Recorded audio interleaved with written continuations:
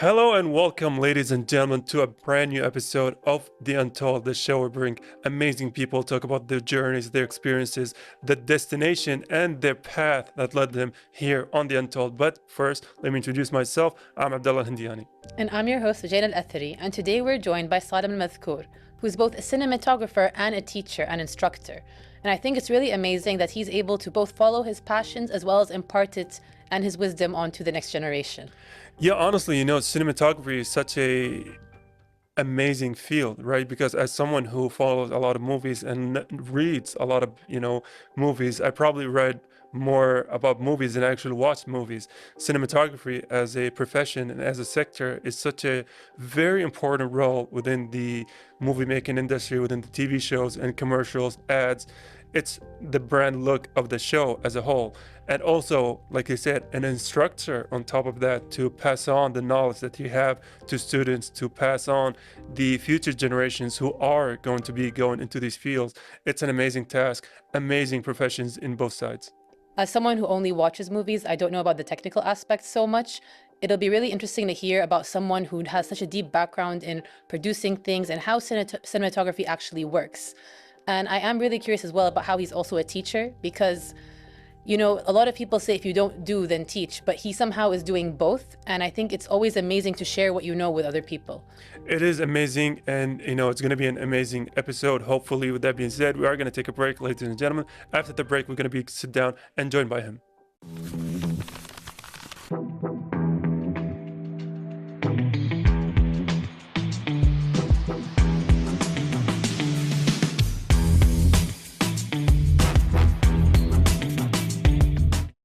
And we are back, ladies and gentlemen. Thank you for tuning in, but most importantly, thank you, AlMathkour, for being our guest tonight on The Untold.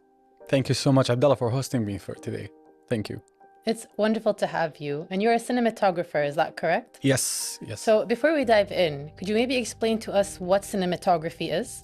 So basically, cinematography is the art of combining camera work and lighting work in order to control the whole visuals of any kind of production. So when we talk about a movie, the cinematographer is the main person who is in charge of getting the whole feel and look of that movie in terms of cameras, choice of lenses, in terms of lighting, and so on. That's really cool. It seems to encompass so many different things. Yeah. So basically all of these elements, along with the camera movement and so on, is going to control the whole visual style of the film. So in some films you would see some kind of handheld cameras where it's a bit more shaky. That's in mostly horror movies. Some movies they tend to have like very flowy camera, which is very smooth movement and so on. So it's basically that kind of vibe that the cinematographer is going to control, and all of these are being used to enhance some kind of feeling and kind of evoke some kind of emotions within audience. Yeah, I love how you brought the example of movies, because a lot of people, attribute the look of the movie to the director. It's actually the cinematographer is the one in charge of how the movie looks based on what the director tells them. So that's why there are a lot of cinematographers in Hollywood who have a lot of name recognition alongside directors, like Roger Deakins, Greg Fraser, and so on, so that. True. So yeah, they do have a lot of control over how the final product looks. And I do want to ask you, how did you find yourself into such kind of field? So before getting into that field, I just wanted to comment on that. So basically the cinematographer and the whole crew actually are there to achieve the director's final vision.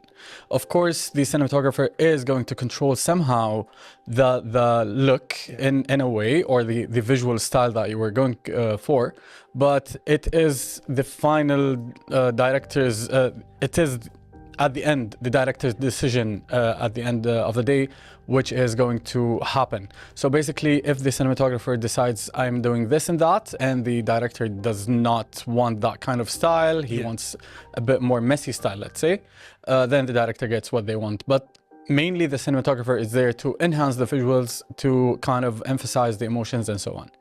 Now, in terms of my beginning in that field, I graduated in visual communication, and I've tried several stuff in the field of visuals. I did like shooting videos a lot.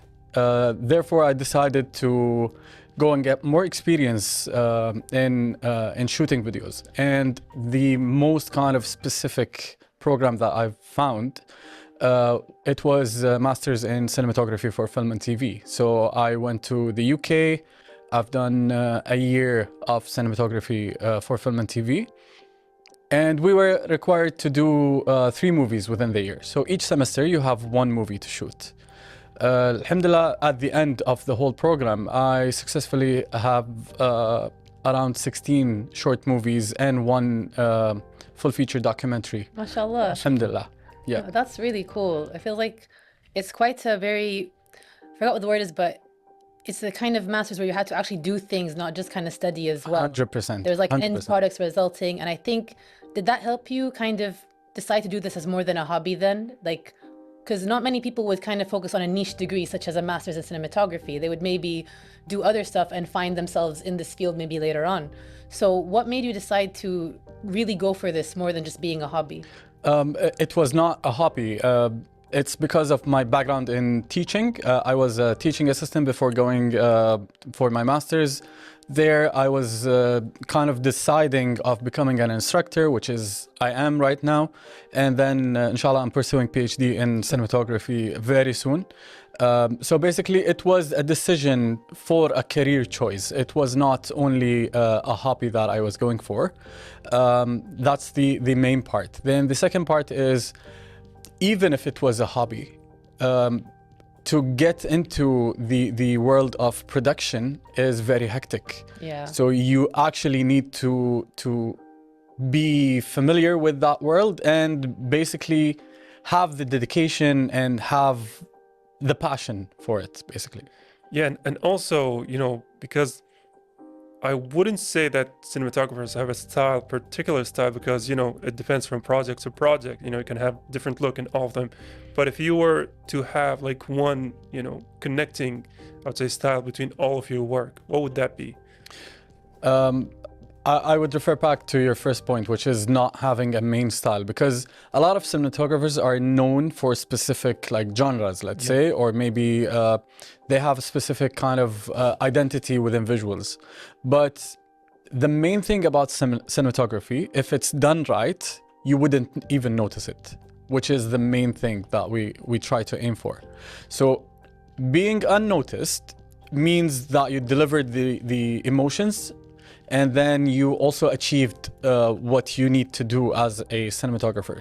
So to me, I don't have a specific style. I shoot wide range of projects, from like short movies with different kind of genres, and I do shoot commercials, TV programs, TV series, and so on. I mean, that's really cool. And I love that you're able to utilize this in so many different aspects of, I guess you could say, movies or television. It's not just like you're doing one thing all the time. That kind of, I guess, forces you to kind of expand how you see things. I'm going to go back to something you said before about what you studied and everything. I studied English literature, but I did do some subjects, like some modules in literature and cinema. And it taught you how to read a movie. And it was the first time I ever was able to see that a movie was not just a movie, if that makes sense, that there's so much that goes into it. The way the story is told, the way the shots are held, the different pans, it was a language I'd never spoken before, and it was such a beautiful thing to be able to experience and learn about. My only thing is that I'm really bad at technology, so the idea of having to shoot a movie and do stuff, because I did consider doing a master's in literature and cinema as well to be able to incorporate both worlds, because I love being able to like write and read and then kind of recreate that into something more tangible that people can also experience in an easier way. But it just wasn't for me in terms of my own capabilities, especially at the time, you know? So what made you feel that this was something that you could really bring yourself out of? Because I think a lot of people may think they want to do this, but it's easier said than done, if you know what I mean. So basically, when we talk about literature and in terms of cinema, it's mainly the main domain of people who are in literature is basically script writing.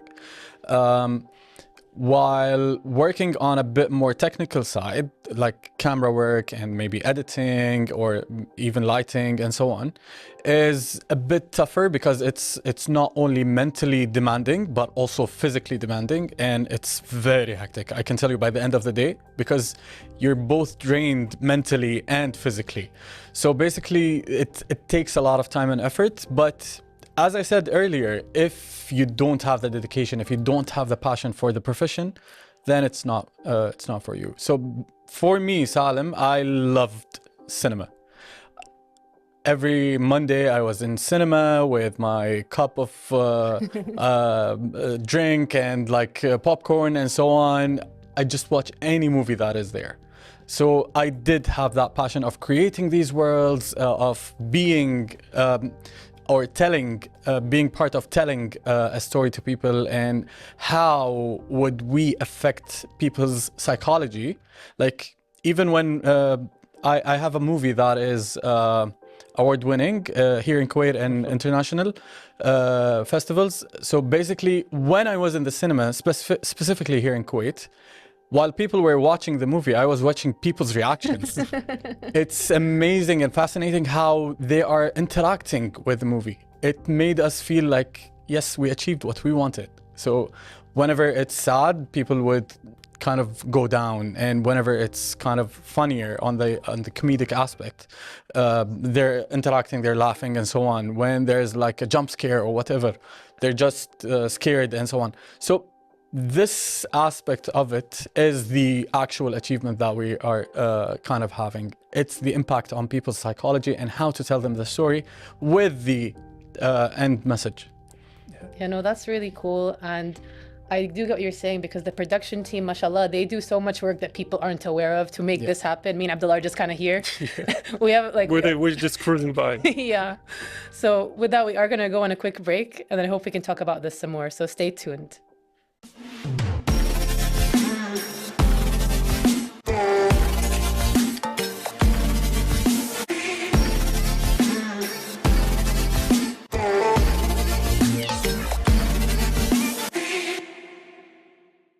We're back, ladies and gentlemen, from that quick break.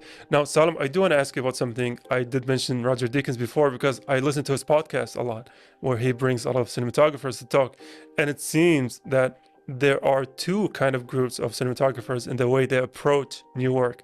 Some of them say that we like to read the material before sitting down with the director to get a feel and then to have looks, and then we can suggest them to the director. Others are like, we like to sit with the director first and then look at the material and see the common ground. Where do you fit between those two worlds?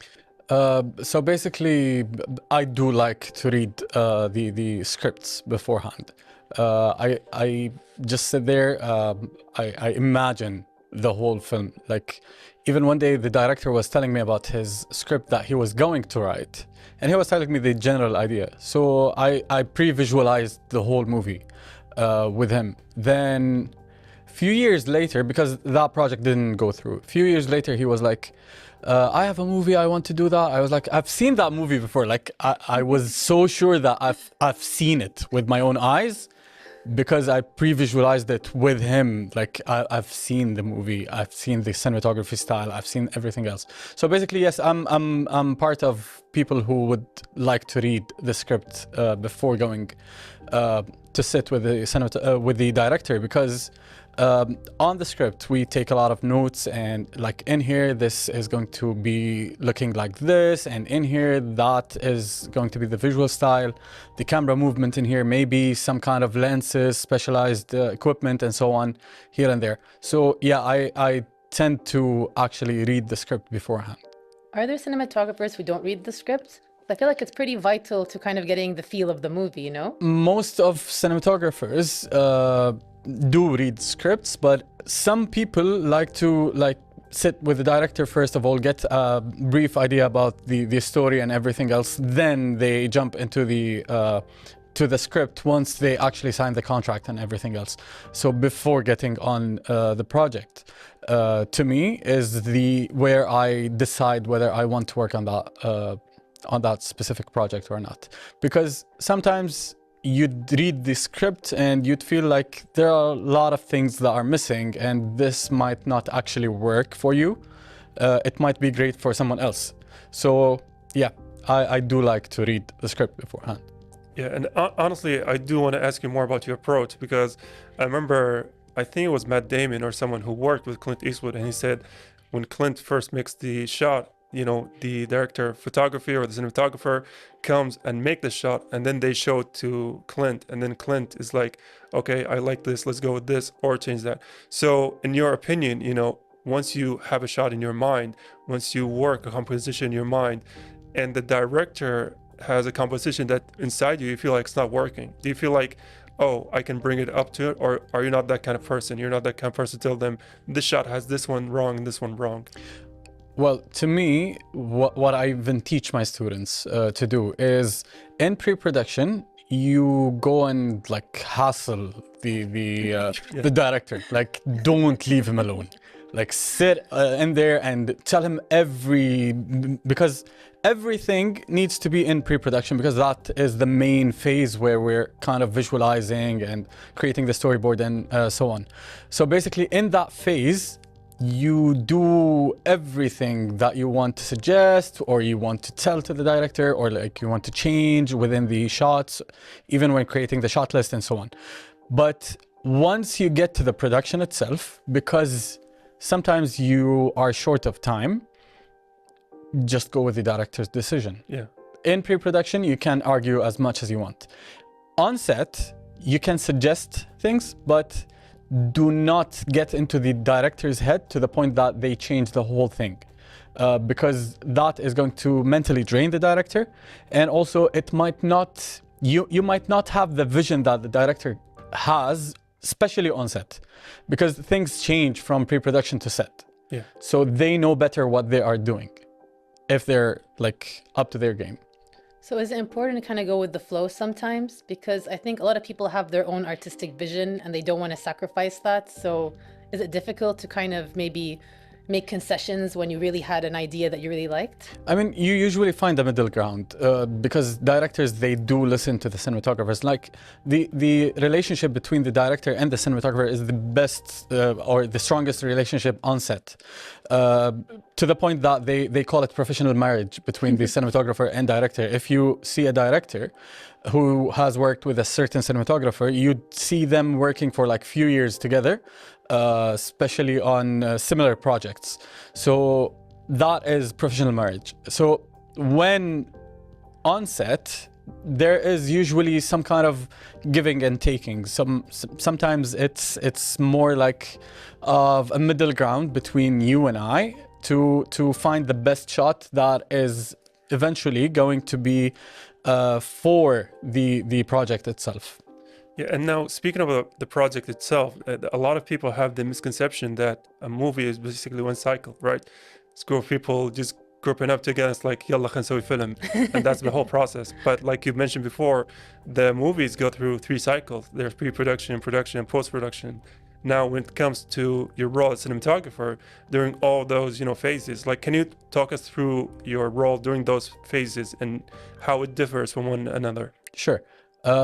In terms of artistic cinematography or like artistic filmmaking, it's 3 phases. It's it's pre-production, then the production itself, then the post-production. In terms of business, there's a 4th phase that everyone kind of don't focus on, which is the distribution, because after shooting, after editing, where is your work going to be viewed? So that is the 4th phase. Now, the role of cinematographer in such productions, in the pre-production, the cinematographer would first of all read the script, interpret the script as visuals, then try to kind of understand the feeling of each character, of each sentence that is being said, and understand the feelings of each scene on that specific project. Then we would sit with the director, do the whole planning in terms of lighting, mood, style, camera movements, what kind of lenses, decide on the camera itself. Like a lot of cinematographers, they do not own cinematic cameras. We would actually go and get whatever camera is suitable for that specific project. We rent it out. Yeah. I don't have a camera. No way. I don't have a camera. I do have a small mirrorless camera, but that is not cinematic quality, because each project has different kind of vibes, feelings, or even let's say scale of like budget wise, and also it has a different needs in terms of technical work. So maybe this camera has that feature which is not provided in this camera, so I need to bring that camera. Now, what if I don't own that camera?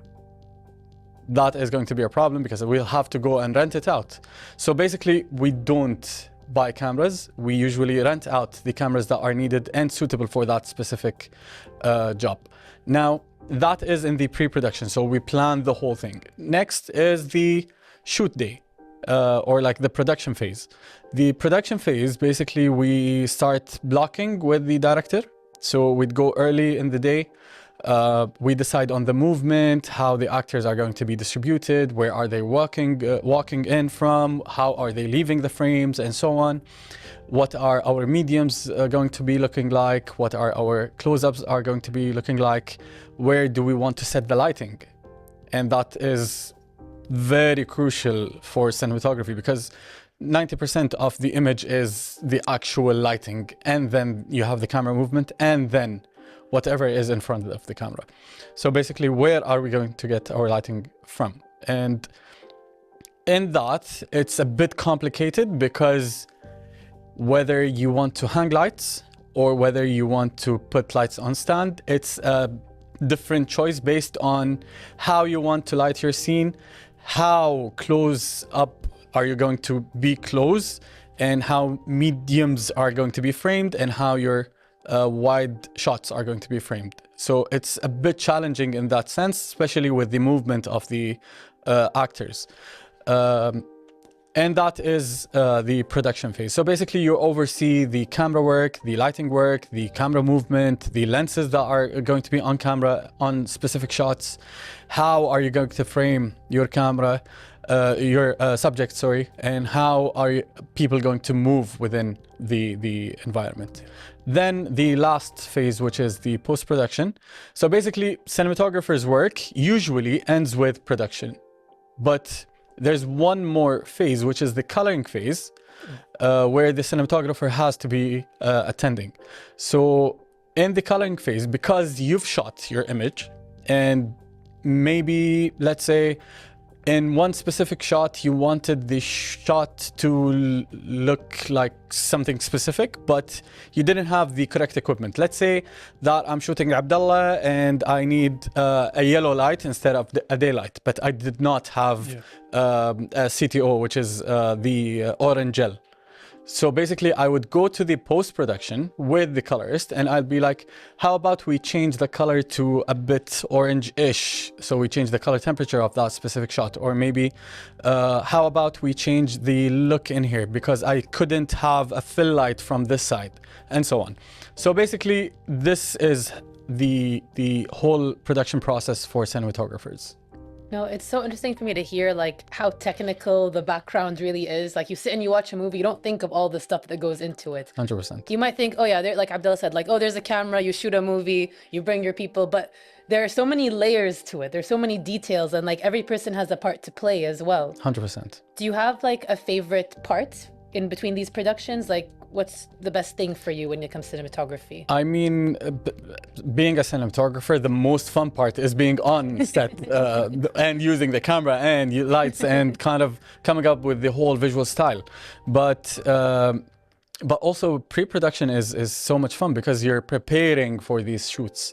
Now, in terms of commercials and like video clips and so on, because like yesterday we just released a new kind of national video clip.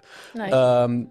I was directing that, and the pre-production for that actually took us like a week, and it was very like short notice and let's go, let's jump in and so on. So it was very like interesting how we tackled it, because we went from the back all the way to the beginning. So we didn't start with kind of having the song and listening to it and so on. No, we prepared the visual style, then we prepared what kind of equipment we wanted, then we heard the song, then we went to set, and like we went all the way in reverse. Now, each director and each filmmaker have their own workflow, and we need to accommodate to the certain projects. So basically, yeah, I do enjoy all the phases, honestly, because it's so much fun watching the whole production going from just an idea in someone's head until it's live on screen where people actually get to see it. Yeah, I mean, it's one of the magic of, I would say, this entire industry, right? You're seeing pages that make careers, that make films, that makes movies, makes a lot of different people happy and brings joy to a lot of people. Now we are running a little bit out of time, so I do want to leave you with one last question, and it goes back because we've talked on your role as cinematographer, but you're also a director. So can you just talk us about what does it mean to be a director? So to be a director is being the main visionary person in any kind of project. A director would decide on basically everything and that, yeah. Basically everything in that kind of production, but like there's only one aspect that they don't control, which is the budget. That's with the producer. That's with the producer. But the director has to have an answer for all questions in terms of sound, music, VFX, characters, story, camera, anything that is a bit more to the technical and artistic aspect goes back to the director, and they would decide whether they want to go with that or not. Like the musician is going to compose music according to the director's need. The cinematographer is going to shoot according to the director's need. The sound designer is going to have the sounds designed in a certain way. The mixing is done in a certain way. Even the recorded sounds are going to be specific sounds according to the director's needs. So it's his decision at the end of the day. The main role of the director is to supervise the whole artistic workflow, then also to direct cast. Like whenever there's someone in front of the camera, because sometimes you would see one actor or actress, they're doing really well in one movie and they're like mediocre in some other movies. Yeah, I've seen that. That is the director. How the director would bring that actor or actress to life, or that specific character that is being played to life. Yeah. How do they explain it to the audience? How do they explain it to the actor or actress themselves? And how do they actually interpret their emotional condition, their psychological condition? What, like, even the director even needs to know the backstory of all the characters. How were they raised? How is the family kind of setting that they've lived in? Even if that is not being shown on screen, but they need to know that, because that is going to dictate how they've became later on. So that is mainly the director role.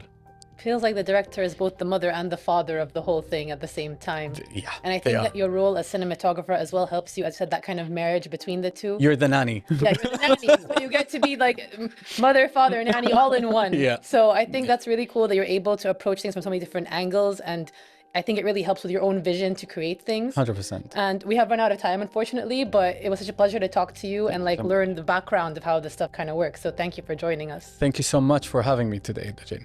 No, it's honestly been a pleasure. And with that, we are going to take a quick break.